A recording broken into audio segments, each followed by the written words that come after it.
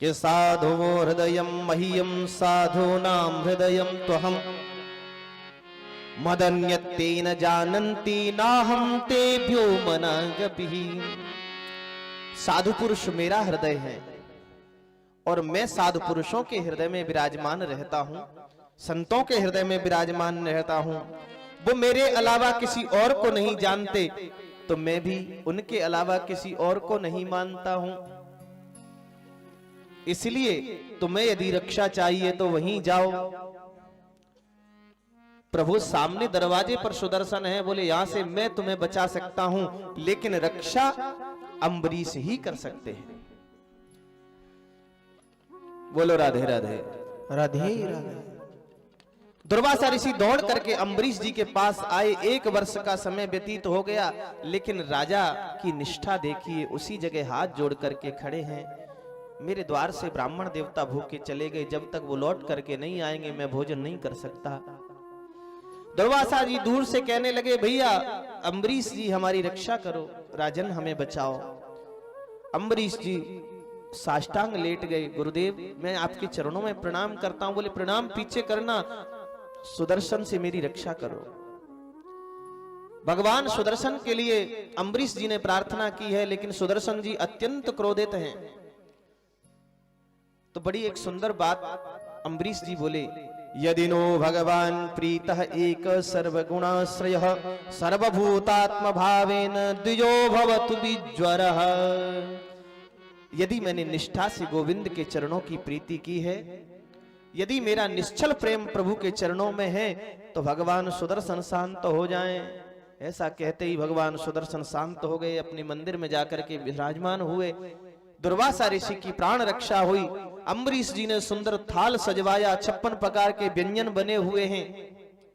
जैसे ही भोजन प्रसादी सामने आई, दुर्वासा ऋषि ने एक ग्रास लिया, आंखों से अश्रुपात होने लगा, नेत्रों से आंसू निकलने लगे। काहे का भोजन करें दुर्वासा ऋषि? कहते हैं धन्य है भगवान के भक्त, मैंने जिनको मारने के लिए प्रयास किया और वही आज मुझे भोजन कराते हैं। आज मैंने भगवान के भक्तों का महत्व देख लिया। इन्हीं के वंश में आगे चल के एक युवनाश्व राजा हुए, जिन्होंने यज्ञ करवाई थी। रात्रि में यज्ञ में रखा हुआ जल पी गए, वो पुंसवन जल था। ऋषियों ने कहा राजन तुमने गलत कर दिया, जल पी लिया, ये जल तो महारानी के लिए था, अब इस जल के प्रभाव से तुम्हारे ही पेट में बालक आएगा। राजा भयभीत हो गए, परंतु ऋषियों की तपस्या देखिए। युवनाश्व महाराज की दाहिनी कुख भेदन करके पेट में से बालक को निकाला, राजा को भी जीवित रखा, बालक को भी जीवित रखा। अब बालक को दूध कौन पिलावे? इंद्र महाराज आए, इंद्र ने अपनी तर्जनी उंगली इसके मुख में दी और कहा मैं तुम्हारी माता हूं, नाम पड़ा वामधाता। इनके यहां 50 कन्याओं का जन्म हुआ। एक बार सौहरी ऋषि तपश्चर्या कर रहे थे। इन्होंने एक मत्स्य को देखा, विशाल मत्स्य, इसके साथ में कई मछलियां थीं। ऋषि ने सोचा हम भी विवाह कर लेते तो हमारा भी परिवार होता। पर बाबा मन में विचार करते हैं हम ऋषि हैं,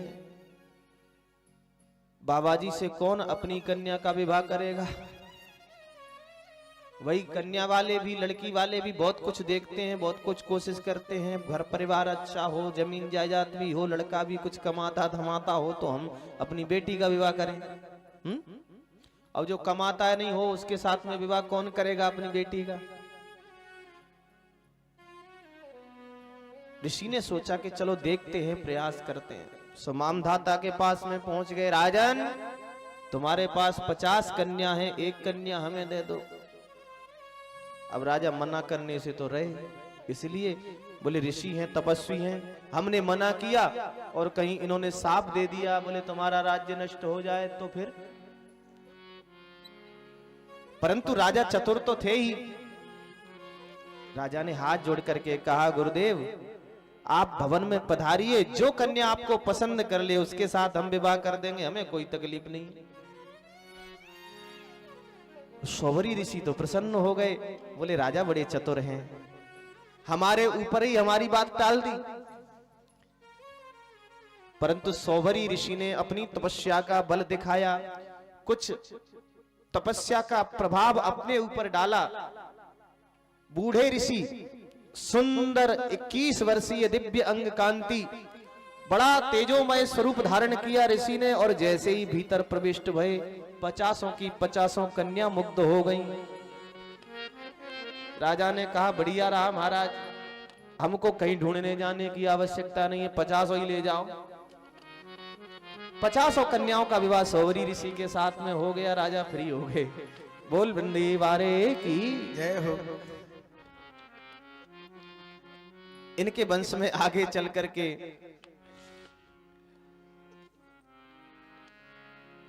सगर महाराज का जन्म हुआ है।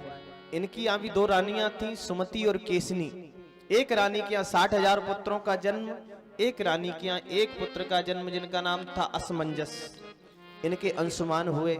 सगर महाराज ने यज्ञ बहुत की, देवराज इंद्र को डर लगने लगा कहीं सगर हमारे सिंहासन को न छीन ले, इसलिए सगर महाराज के घोड़े को हरण करके ले गए देवराज इंद्र। कपिल भगवान के आश्रम पर घोड़ा बांध दिया और अपने राज्य को चले गए। सगर महाराज के 60,000 पुत्र घोड़ा खोजते खोजते कपिल आश्रम पर पहुंचे। कपिल भगवान ध्यान में बैठे हुए थे।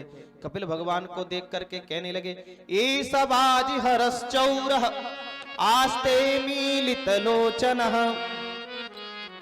अरे देखो देखो, हमारे घोड़ा को चुरा करके यहाँ बैठ गया है, आंख बंद करके, हमसे क्या बच जाएगा।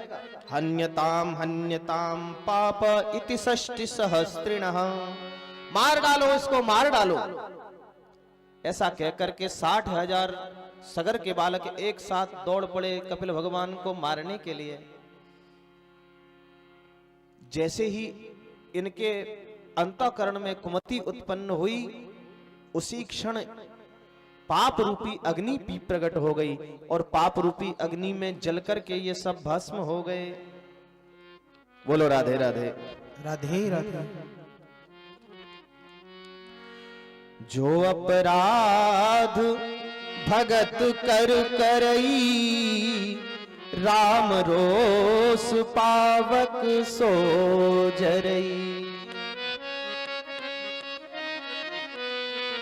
जो भगवत भक्तों को सताते हैं, संतों का ब्राह्मणों का अनादर अपमान करते हैं, उन पर भगवान का ऐसा कोप होता है, वो अपनी पाप रूपी अग्नि में स्वयं नष्ट हो जाते हैं। राम रोष पावक सो जरई।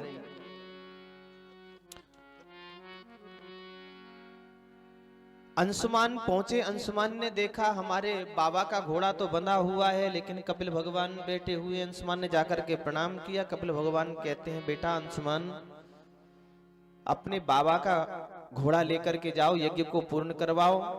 पर तुम्हारे ये चाचा लोग जो पड़े हैं, राख की ढेरी बन गए हैं 60,000, इनका यदि तुम कल्याण चाहते हो तो गंगा जी को बुलाने की व्यवस्था करो, गंगा जी को प्रसन्न करो, वो आएंगी, उनके जल से ही इनका उद्धार हो सकेगा।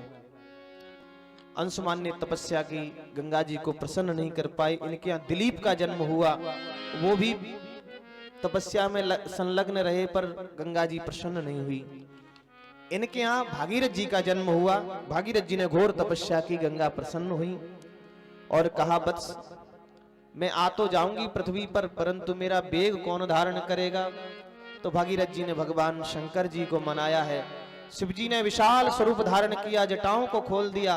ब्रह्म सदन से हर हर शब्द करती हुई भगवती गंगा शिव जी की जटाओं में आ गई, पर एक बूंद भी धरती पे नहीं आई। भागीरथ जी ने कहा, बाबा हम तो अपने पूर्वजों के लिए तपस्या किए थे, हमें गंगा जी का जल प्रदान करो। शंकर जी कहते हैं, बेटा ये कोई साधारण जल थोड़ा ही है जो हम ऐसे ही दे दें, भगवान के चरणों का चरणामृत है।